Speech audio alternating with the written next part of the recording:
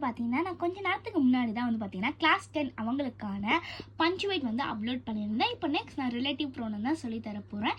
Relative ப்ரோனவுன்னா வந்து பார்த்தீங்கன்னா pronoun வந்து 2 மார்க்லேயும் வரும் 1 மார்க்லையும் கேட்பாங்க. 2 மார்க் கிராமர்ஸ் இருக்குது பார்த்தீங்கன்னா அதுலேயும் வரும் 1 மார்க்கில் கேட்பாங்க. வாய்ப்புகள் நிறையவே உண்டு. ஏன்னா வந்து ரீசெண்டாக நான் ஏதோ ஒரு எக்ஸாம் ஒரு பப்ளிக் கொஷின் பேப்பர் பார்க்கும்போது பார்த்தீங்கன்னா அதில் ரிலேட்டிவ் ப்ரோனவுன் கேட்டிருந்தாங்க. ஸோ அதனால தான் நான் வந்து கேட்பாங்கன்னு சொல்லி ஷியோராக சொல்கிறேன். ஓகேவா?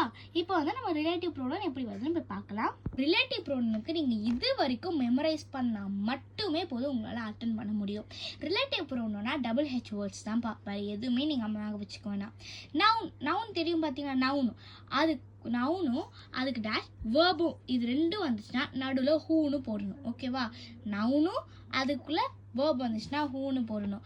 நவுனு இல்லைனா ப்ரோனு நவுன் வந்திருக்கும் ஒரு டேஷ் விட்டு அதுக்கு ஒரு ஃபுல் ஸ்டாப்னு வச்சுக்கோங்களேன். அதுக்கு அப்புறமேட்டு ஒரு ப்ரோனவுன் சென்டென்ஸ் ஆரம்பிச்சதுன்னா அதுக்கு ஹூம்னு போடணும்.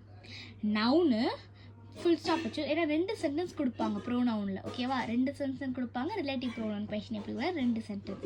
ஸோ அதுக்கு தான் சொல்கிறேன். நவுனு ஃபுல் ஸ்டாப் வந்து நவுன் வந்துச்சுன்னா அதுக்கு ஹூஸ் போடணும்.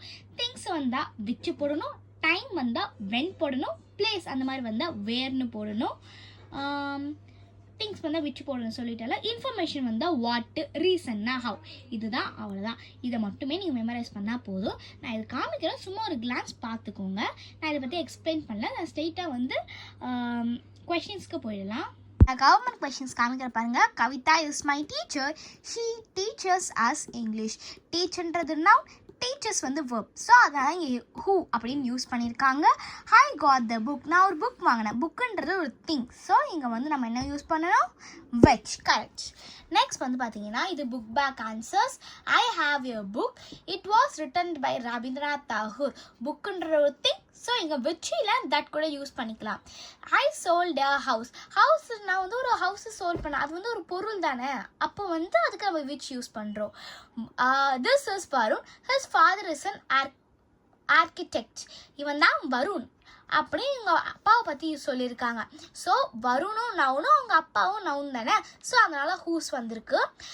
She invited most of her friends. இது நவுன். நெக்ஸ்ட் வந்து they attend the party. So இதுவும் நவுன். ஸோ ரெண்டுல நவுன் வந்திருக்கனால ஹூம்னு நம்ம யூஸ் பண்ணியிருக்கோம். Give me a letter. லெட்டர்ன்றது ஒரு திங். ஸோ அதனால் இங்கே விச் யூஸ் பண்ணியிருக்காங்க. நான் வந்து ப்ராக்டிஸ் கொஷின்ஸ் கூட காமிக்கிறேன். உங்களுக்கு அது கூட ரொம்ப யூஸ்ஃபுல்லாக இருக்கும். ஓகே, ஸ்க்ரீன்ஷாட் எடுத்து வச்சுக்கோங்க. நான் ஃபர்ஸ்ட் காமிச்ச இதையும் ஸ்க்ரீன்ஷாட் எடுத்து வச்சுருக்கோங்க. உங்களுக்கு ஹெல்ப்ஃபுல்லாக இருக்கும் ரிலேட்டிவ் ப்ரோனவுனுக்கு. தேங்க்யூ. மறக்காமல் சப்ஸ்கிரைப் பண்ணிடுங்க. இந்த வீடியோ உங்களுக்கு யூஸ்ஃபுல்லாக இருந்துச்சுன்னா கமெண்ட்டில் யூஸ்ஃபுல் அப்படின்னு சொல்லிட்டு உங்களுக்கு எந்த விஷயம் ரொம்ப டவுட்டாக இருக்கோ அதை வந்து கமெண்ட் பண்ணுங்கள். நான் இங்கிலீஷ் மட்டும் இல்லாமல் மேக்ஸ், சயின்ஸ், சோஷியல் எல்லாத்துக்குமே உங்களுக்கு நான் வீடியோஸ் போடுவேன். ஸோ இந்த மறக்காமல் சப்ஸ்கிரைப் பண்ணி வச்சுக்கோங்க. தேங்க்யூ.